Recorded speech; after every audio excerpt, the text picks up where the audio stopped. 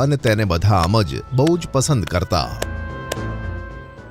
એક દિવસ મહારાણીએ શેરખાનને કહ્યું કે શેરખાન, તમે તો આટલા ન્યાયપ્રિય રાજા છો, દયાવાન છો, તો પણ ભગવાને હજુ સુધી આપણને સંતાન કેમ નથી આપ્યું? મહારાણી, ઉપરવાળાની વાત તો ઉપરવાળો જ જાણે. આમાં આપણે ભલા શું કરી શકીએ? મહારાણીની ચિંતા દિવસે ને દિવસે વધતી જતી હતી અને શેરખાનને તેની ચિંતા હતી. મહારાણી, હું નાનપણના જંગલ સંજય વન જઈ રહ્યો છું.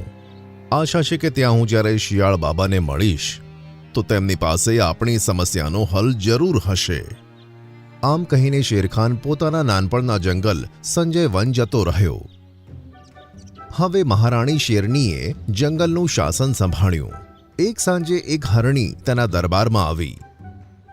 રક્ષા કરો મહારાણી, રક્ષા કરો. શું વાત છે? કેમ હેરાન લાગો છો? મહારાણી, હું બ્લુ લેન્ડ જંગલથી આવું છું. આજ સવારથી મારા બચ્ચાની તબિયત ખૂબ ખરાબ છે. હકીમ વાંદરાએ કહ્યું છે કે તેને તમારા જંગલમાં ઉગતી વાદળી ફૂલની જડીબૂટી જ ખવડાવ.